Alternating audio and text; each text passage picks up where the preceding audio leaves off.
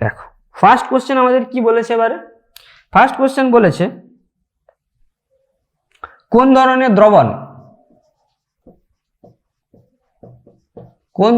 দ্রবণ অস্থায়ী প্রকৃতির,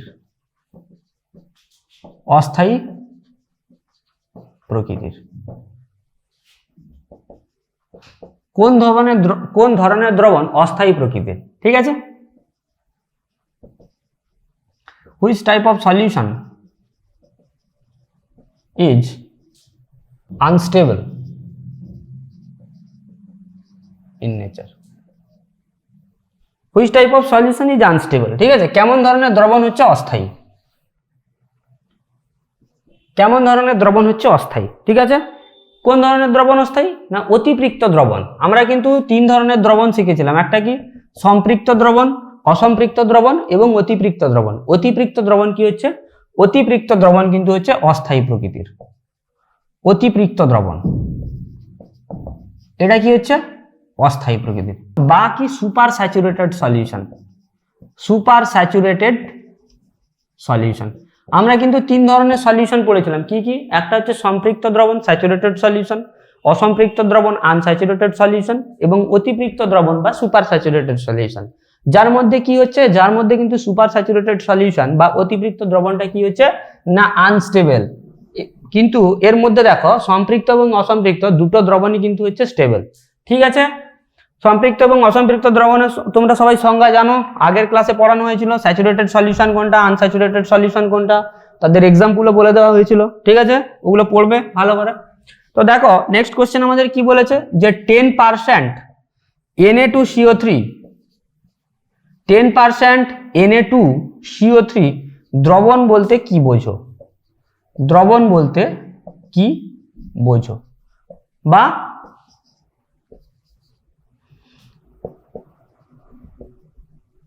what is meant by 10% Na2CO3 solution। 10% Na2 বা 10% Na2CO3 দ্রবণ বলতে আমরা কি বুঝি, তাহলে কি বুঝবো। 10% Na2CO3 সলিউশন মানে কি, কোন একটা দ্রবণের 100 ml যত গ্রাম দ্রবীভূত আছে সেটাই হচ্ছে কি 10% অফ Na2CO3। তাহলে আমরা লিখবো কিভাবে না, তাহলে আমরা লিখতে পারি, তাহলে আমাদের অ্যান্সার কি হতে পারে, 100 ml দ্রবণে 100 ml দ্রবণে 10 গ্রাম Na2CO3 দ্রবীভূত আছে, Na2CO3 দ্রবীভূত আছে। বা কি 10 গ্রাম Na2CO3 dissolved in 100 ml of solution। কি বলা হলো, তাহলে 10% Na2CO3 মানে কি না 10% Na2CO3 মানে হচ্ছে 100 ml দ্রবণে যত গ্রাম দ্রবীভূত আছে। 10% মানে কি 100 ml দ্রবণে 10 গ্রাম দ্রবীভূত আছে। যদি 20% বলা হতো তাহলে কি হতো 100 ml দ্রবণে 20 গ্রাম দ্রবীভূত আছে। তাহলে সবসময় কিন্তু দ্রবণের আয়তনটা কত হবে, সবসময় কিন্তু দ্রবণের আয়তন হবে 100 ml বা 100 ml কিন্তু হবে সবসময় দ্রবণের আয়তন। কোন একটা দ্রবণের 100 ml এ যত গ্রাম দ্রবীভূত থাকবে সেটাই হচ্ছে কি না তার পার্সেন্টেজ, ঠিক আছে। এইভাবে কিন্তু আমরা বার করব, ঠিক আছে। তো চলো এবার আমরা আমাদের নেক্সট এমসিকিউর দিকে যাই। আমাদের নেক্সট এমসিকিউ এবারে কি বলেছে, নিচের কোনটির উষ্ণতা বৃদ্ধিতে দ্রাব্যতা হ্রাস পায়, নিচের কোনটির উষ্ণতা বৃদ্ধিতে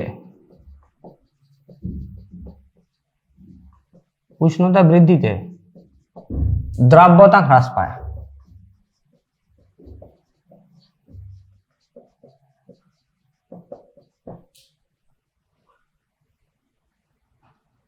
solubility decreases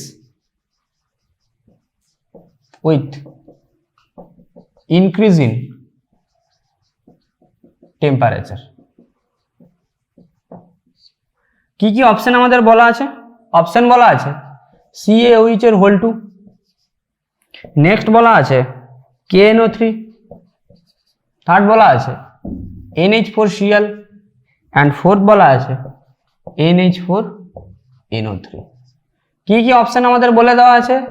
আমাদের অপশন কিন্তু বলা আছে CaOH এর হোল 2, KNO3, NH4Cl এবং NH4NO3। ঠিক আছে, calcium hydroxide, potassium nitrite, ammonium chloride এবং অ্যামোনিয়াম নাইট্রাইট। ঠিক আছে, তাহলে কোনটার কি বলেছে? যে সলিবিলিটি ডিক্রিজ করছে উইথ ইনক্রিজ ইন টেম্পারেচার, তাপমাত্রা বৃদ্ধিতে কি হচ্ছে? তার দ্রাব্যতা হ্রাস পাচ্ছে। কারেক্ট অপশন কি হবে? কারেক্ট অপশন কিন্তু আমাদের হবে CaOH এর হোল 2 বা ক্যালসিয়াম হাইড্রোক্সাইড। এর ক্ষেত্রে কি করা হচ্ছে না, এর ক্ষেত্রে উষ্ণতা বৃদ্ধিতে এর সলিবিলিটিটা কি হচ্ছে? ধীরে ধীরে কমছে। ঠিক আছে, তাহলে কারেক্ট অপশন আমাদের কি হলো? কারেক্ট অপশন আমাদের হলো CaOH এর হোল 2 বা ক্যালসিয়াম হাইড্রোক্সাইড। ঠিক আছে, এটাই কি হচ্ছে না, তাপমাত্রা বৃদ্ধি করলে কি হচ্ছে? তার দ্রাব্যতা কিন্তু হ্রাস পাচ্ছে। এবার আমরা আমাদের নেক্সট কোশ্চেন আসছি, কোন পদার্থের দ্রাব্যতা উষ্ণতা বৃদ্ধিতে প্রায় অপরিবর্তিত থাকে? কি বলেছে? যে উষ্ণতা বৃদ্ধিতে দ্রাব্যতা অপরিবর্তিত থাকে।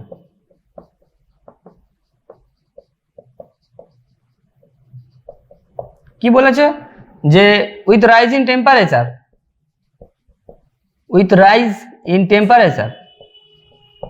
solubility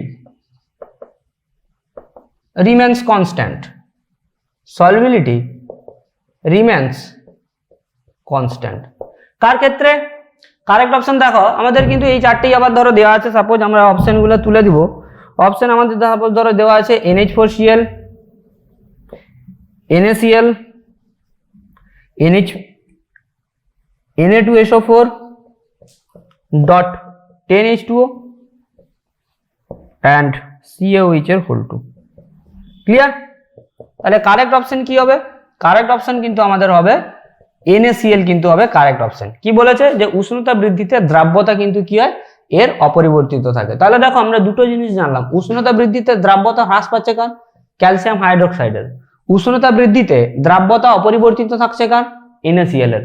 উষ্ণতা বৃদ্ধিতে দ্রাব্যতা বৃদ্ধি পাচ্ছে কার? উষ্ণতা বৃদ্ধিতে দ্রাব্যতা বৃদ্ধি পায় KNO3। KNO3 এর ক্ষেত্রে কি হয়? KNO3 এর ক্ষেত্রে হচ্ছে with rise in temperature solubility increases। Clear?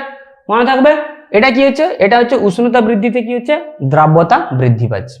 আর এই যে Na2SO4 10H2O এটাকে কি বলা হয়? এটাকে বলা হয় কি? গ্লুবার সল্ট বা গ্লুবার লবণ। এটাকে কি বলা হচ্ছে?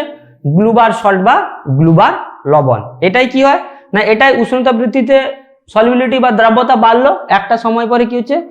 আর উষ্ণতা বৃদ্ধি করলে দ্রাব্যতা বাড়ছে না, তখন কি হচ্ছে? দ্রাব্যতাটা ধীরে ধীরে কমছে। তাহলে চার ধরনের কন্ডিশন থেকে কিন্তু এখানটায় আমাদের কোশ্চেন আসতে পারে। উষ্ণতা বৃদ্ধিতে দ্রাব্যতা বৃদ্ধি পাচ্ছে, উষ্ণতা বৃদ্ধিতে দ্রাব্যতা হ্রাস পাচ্ছে।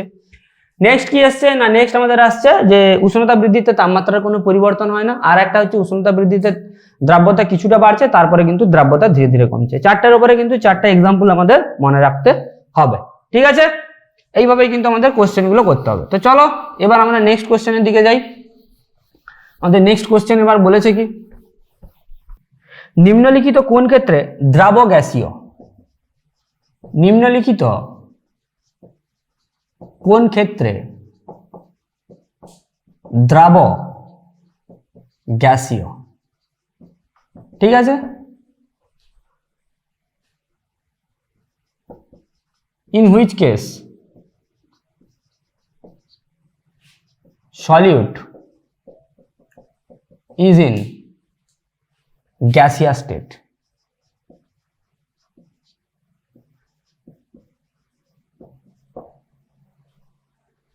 অপশন কি কি দেওয়া আছে? অপশন দেওয়া আছে ধাতু সংকর, অ্যালয়। নেক্সট কি বলা আছে? Soda water.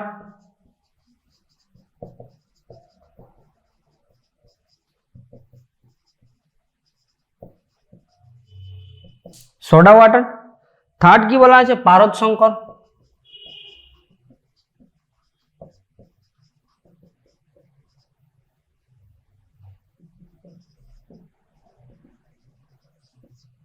নেক্সট কি বলা আছে? লঘু H2SO4।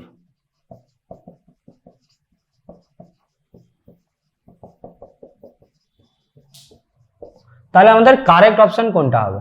কি বলেছে কোশ্চেন? কি বলা আছে? কোশ্চেন বলা আছে যে নিম্নলিখিত কোন ক্ষেত্রে দ্রাবটা হচ্ছে গ্যাসীয়, নিম্নলিখিত কোন ক্ষেত্রে দ্রাব হচ্ছে গ্যাসীয়।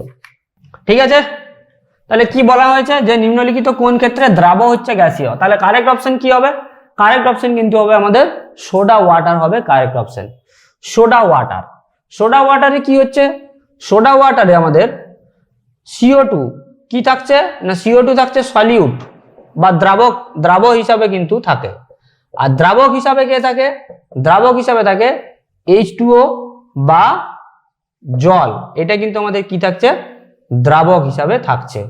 সোডা ওয়াটার, সোডা ওয়াটারে তাহলে কি থাকছে না, সোডা ওয়াটারে CO2টা কি থাকছে, দ্রাবকটা কি থাকছে, সলিউটটা কি থাকছে গ্যাসিয়াস স্টেটে কার্বন ডাইঅক্সাইডটা, আর সলিউটটা কি, সলিউটটা হচ্ছে সলভেন্টটা কি হচ্ছে আমাদের H2O বা জল। ঠিক আছে, তাহলে সোডা ওয়াটারে কে থাকছে গ্যাসিয়াস স্টেটে, দ্রাবকটা কি না, সোডা ওয়াটারে কার্বন ডাইঅক্সাইড বা CO2 কিন্তু হচ্ছে আমাদের কি দ্রাব বা সলিউট। ক্লিয়ার? এবার আমরা আমাদের নেক্সট কোশ্চেন দেখি।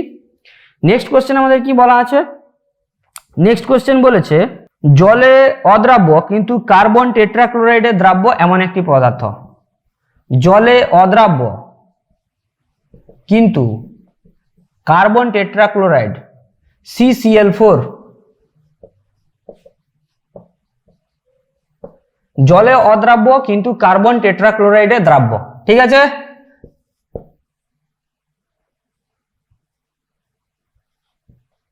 undissolved in water but dissolved in CCl4। জলে অদ্রাব্য কিন্তু CCl4 এর দ্রাব্য, কি বলেছে যে undissolve in water but dissolve in CCl4। তাহলে কি হবে অ্যান্সার আমাদের, কিন্তু অপশন হবে, অ্যান্সার হবে কিন্তু সালফার। সালফার কিন্তু হবে আমাদের কি কারেক্ট অপশন, সালফার। সালফার কি হয় না, সালফার জলে অদ্রাব্য কিন্তু CCl4 এ কিন্তু দ্রাব্য। ঠিক আছে, মনে থাকবে কার্বন টেট্রাক্লোরাইডে তাহলে দ্রাব্যকে, কার্বন টেট্রাক্লোরাইডের দ্রাব্য হচ্ছে CCl4। জলটাকে কি বলা হয়, জলকে বলা হয় ধ্রুবীয় দ্রাবক। কেন ধ্রুবীয় দ্রাবক বলা হয়?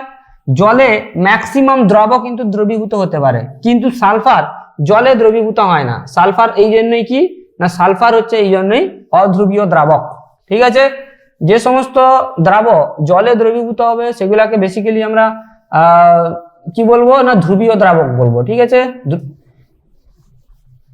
আমরা আগে পড়েছি যে ধ্রুবীয় দ্রাবক কোনগুলা, অধ্রুবীয় দ্রাবক কোনগুলা। ঠিক আছে, তো এই টাইপের কিন্তু কোশ্চেন করতে হবে। কার্বন টেট্রাক্লোরাইডে দ্রাব্য কারা, তারপরে জৈব দ্রাবকে দ্রবীভূত কারা হয়, এই টাইপের কোশ্চেনগুলো কিন্তু আমাদের দেখতে হবে। ঠিক আছে, তো চলো এবার আমরা নেক্সট কোশ্চেনে আসি। নেক্সট কোশ্চেন বলছে অধ্রুবীয় দ্রাবক, একটি অধ্রুবীয় দ্রাবকের উদাহরণ।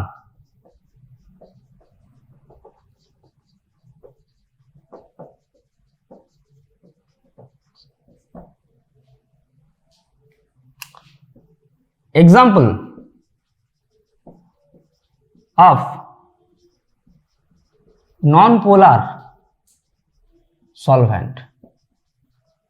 non-polar solvent আমাদের কি হতে পারে, non-polar solvent, non-polar solvent হতে পারে CCl4। আমরা যে পড়ে আসলাম আগের কোশ্চেনটা, এটা কি হচ্ছে অধ্রুবীয় দ্রাবক CCl4 কার্বন টেট্রাক্লোরাইড, বা কি হতে পারে CH2 কার্বন ডাইসালফাইড, এটাও কিন্তু একটা অধ্রুবীয় দ্রাবক বা non-polar solvent। তাহলে আমাদের কারেক্ট অপশন কি কি হতে, আমাদের তাহলে কি কি লিখতে পারি, CCl4 কার্বন টেট্রাক্লোরাইড বা কি CH2 কার্বন ডাইসালফাইড, এগুলা সমস্তই কিন্তু কি হচ্ছে, এগুলা সমস্তই কিন্তু হচ্ছে অধ্রুবীয় দ্রাবক বা নন পোলার সলভেন্ট। নেক্সট কোশ্চেনের দিকে এবার আমরা যাই। একটি নির্দিষ্ট উষ্ণতায়, কি বলেছে নেক্সট কোশ্চেন আমরা দেখি, কোন নির্দিষ্ট উষ্ণতায়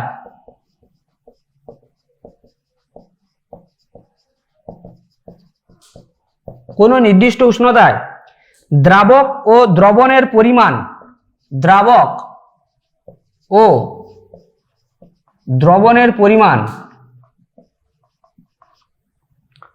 যথাক্রমে A গ্রাম ও B গ্রাম হলে ওই উষ্ণতায় দ্রবণটিতে সর্বোচ্চ পরিমাণ দ্রাব দ্রবীভূত থাকলে দ্রবণটিতে সর্বোচ্চ পরিমাণ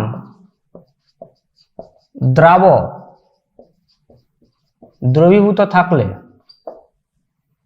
ওই উষ্ণতায় দ্রাবটির দ্রাব্যতা নির্ণয় করো।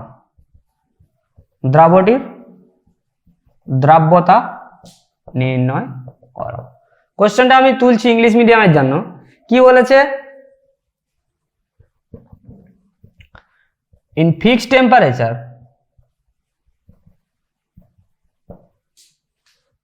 the quantity of solvent and solution is a gram and b gram। ঠিক আছে? in the temperature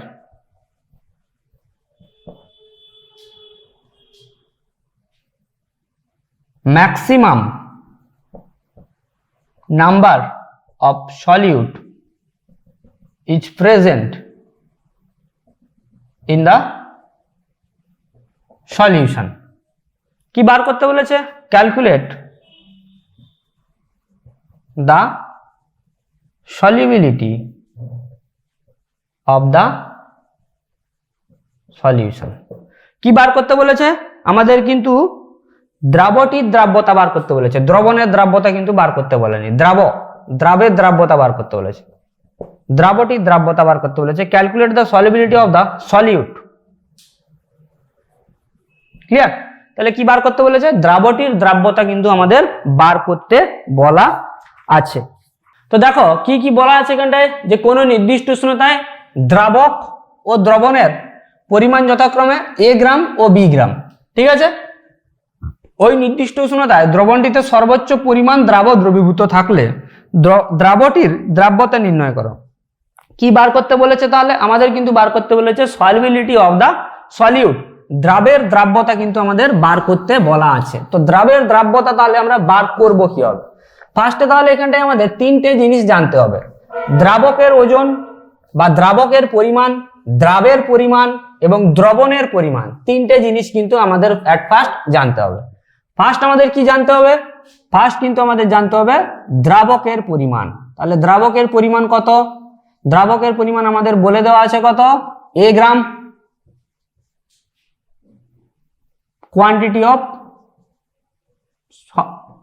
quantity of solvent, দ্রাবকের পরিমাণ কত বলা আছে?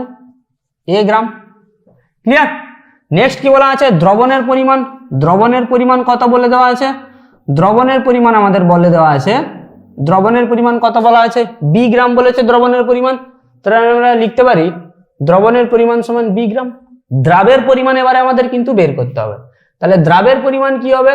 না, দ্রাবের পরিমাণ quantity of solute equal to আমরা লিখতে পারি কি? দ্রবণের পরিমাণ মাইনাস দ্রাবকের পরিমাণ b মাইনাস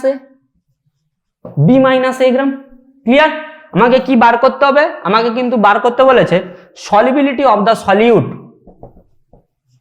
দ্রাবের দ্রাব্যতা বা সলিবিলিটি অফ দ্য সলিউট। তাহলে সলিবিলিটি অফ দ্য সলিউট কি হবে? সলিবিলিটি অফ দ্য সলিউট হবে দ্রাবের পরিমাণ বাই দ্রাবকের পরিমাণ ইনটু 100। মনে রাখবো তাহলে কি হবে? দ্রাবের পরিমাণ বাই দ্রাবকের পরিমাণ ইনটু কিন্তু 100। তাহলে দ্রাবের পরিমাণ কত আছে? দ্রাবের পরিমাণ আমাদের আছে b মাইনাস a গ্রাম। দ্রাবকের পরিমাণ কত আছে? দ্রাবকের পরিমাণ আছে a গ্রাম ইনটু কিন্তু 100। ঠিক আছে? তাহলে এটা সমান কি? দ্রাবের পরিমাণ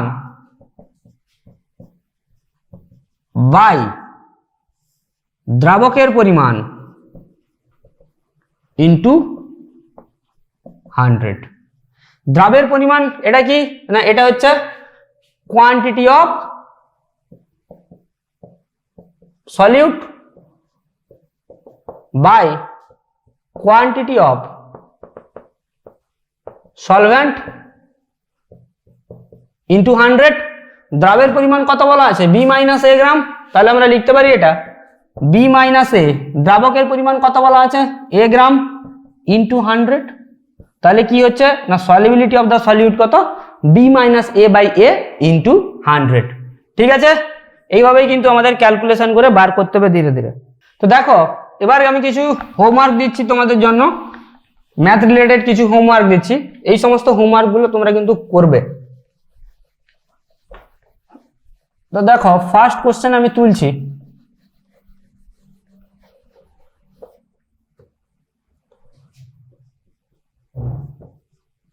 ফার্স্ট কোশ্চেন কি বলা আছে, ফার্স্ট কোশ্চেন বলেছে 25 ডিগ্রি সেন্টিগ্রেড উষ্ণতায়, 25 ডিগ্রি সেন্টিগ্রেড উষ্ণতায় পটাশিয়াম নাইট্রেট দ্রবণের ভর KNO3 দ্রবণের ভর 43.6 গ্রাম, 43.6 গ্রাম। দ্রবণের মধ্যে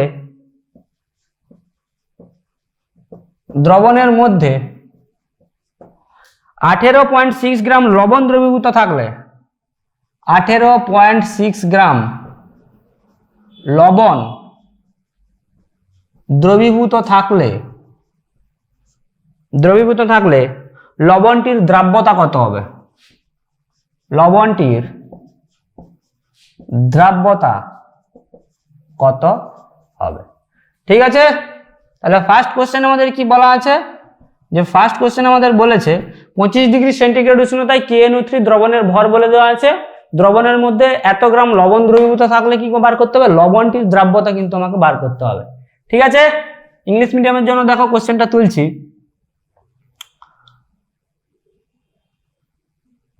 at 25 degree centigrade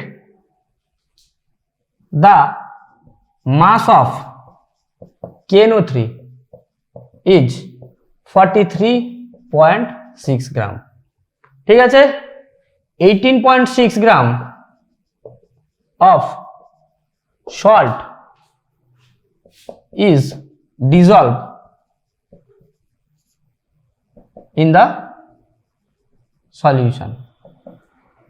Calculate the solubility of the salt. First question এটা, আর একটা কোশ্চেন দিচ্ছি সেকেন্ড কোশ্চেন। সেকেন্ড কোশ্চেন তোমাদের কি বলা আছে, 27.8 গ্রাম গ্রিন ভিট্রিয়লে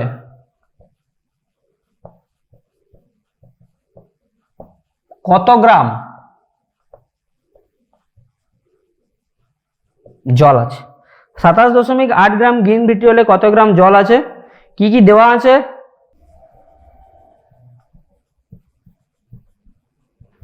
দেওয়া আছে কি Fe, S, অক্সিজেন, হাইড্রোজেনের পারমাণবিক গুরুত্ব দেওয়া আছে, পারমাণবিক গুরুত্ব কত বলে দেওয়া আছে, এগুলো বলে দেওয়া আছে 32, 16 আর 1। ঠিক আছে, এই ডাটাগুলো কিন্তু আমাদের বলে দেওয়া আছে। কোশ্চেনটা কি বলেছে, যে কোশ্চেনটা বলা আছে how much water in gram present in 27.8 gram green vitriol। ঠিক আছে, কত গ্রাম জল দ্রবীভূত আছে 27.8 গ্রাম গ্রিন ভিট্রিয়লে, কি কি দেওয়া আছে, অ্যাটমিক ওয়েট দেওয়া আছে, atomic weight of Fe, sulphur, oxygen and hydrogen কত কত দেওয়া আছে, 56, 32, 16 and 1। ঠিক আছে, এই দুটো কিন্তু থাকলো কি তোমাদের আজকের হোমওয়ার্ক। ঠিক আছে, মোটামুটি অঙ্কগুলো কিছু করানো হলো, সঙ্গে কিছু MCQ কোশ্চেনও করানো হলো, এই হোমওয়ার্কগুলো থাকলো, এই হোমওয়ার্কগুলো তোমরা করবে বাড়িতে, করে আমাদের যে হোয়াটসঅ্যাপ গ্রুপ আছে ওই হোয়াটসঅ্যাপ গ্রুপে কিন্তু পাঠাবে, আমরা তোমাদের দেখবো হোমওয়ার্কগুলো ঠিক হয়েছে না ভুল হয়েছে। এবং এই আগের ক্লাসে নেক্সট একটা ক্লাস নেওয়া হবে এই MCQর উপরে, কিন্তু আর একটা ক্লাস নেব তোমাদের, ওই ক্লাসেও কিন্তু কিছু ম্যাথ কোশ্চেন করানো হবে, সঙ্গে কিছু MCQ কোশ্চেন এবং প্রিভিয়াস ইয়ার কোশ্চেনও কিন্তু ওর সঙ্গে সঙ্গে আমরা করিয়ে দেব। তো অতএব যে সমস্ত MCQ কোশ্চেনগুলো তোমাদের করানো হচ্ছে এই সমস্ত MCQ কোশ্চেনগুলো তোমরা ভালোভাবে ফলো করো এবং আজকের যে সমস্ত আমরা ম্যাথ এমসিকিউ গুলো শিখলাম, বেসিক্যালি বিশেষ করে তোমার মোলারিটি কিভাবে বার করা হচ্ছে, বা কোনো একটা দ্রবণের ভর কিভাবে বার করা হচ্ছে, ভর বাই ভর বা ভর বাই আয়তন ভিত্তিতে কোনো দ্রবণের শক্তি মাত্রা বা দ্রাব্যতা কিভাবে বার করা হচ্ছে, সলিবিলিটি, এই সমস্ত জিনিসগুলো যে আমরা শিখলাম, এগুলো কিন্তু তোমরা একটু ভালোভাবে দেখো। কারণ এক্সামে এই টাইপ থেকে, ঠিক আছে, এই মোলারিটি বা ভর আয়তন মাত্রা দ্রাব্যতা এই জায়গাগুলো থেকে কিন্তু অনেক এমসিকিউ কোশ্চেন দেয়, ম্যাথ রিলেটেড অনেক এমসিকিউ কোশ্চেন, মানে অঙ্ক কষতে হবে, অঙ্ক কষে কিন্তু তোমাদের এমসিকিউতে কারেক্ট অপশন চুজ করতে হবে। তার জন্য কিন্তু আমাদের কিন্তু ফর্মুলাগুলো মনে রাখতে হবে, ফর্মুলাগুলো বা অ্যাটমিক ওয়েট, মলিকুলার ওয়েট, এগুলা কিভাবে বার করব এগুলা কিন্তু তোমাদের জানতে হবে। আমি আজকে দেখিয়ে দিয়েছি H2SO4 এর কিরকম ভাবে মলিকুলার ওয়েট বার করা হচ্ছে, ওইভাবে আদার্স এক্সাম্পল ধরে তোমরা করতে পারো এমসিকিউ কোশ্চেন গুলো, বা নতুন নতুন যদি তোমরা কোনো এমসিকিউ কোশ্চেন পাও, ঠিক আছে, ওই এমসিকিউ কোশ্চেনও করবে। যদি তোমাদের এই চ্যাপ্টার সংক্রান্ত কোনো সমস্যা থাকছে তোমরা কিন্তু আমাদের জানাবে, আমাদের যে হোয়াটসঅ্যাপ গ্রুপ আছে এই হোয়াটসঅ্যাপ গ্রুপে তোমরা জানাবে। তো মোটামুটি আজকের ক্লাস এই পর্যন্তই, দেখা হচ্ছে পরের আগামী কোনো ক্লাসে। Thank you.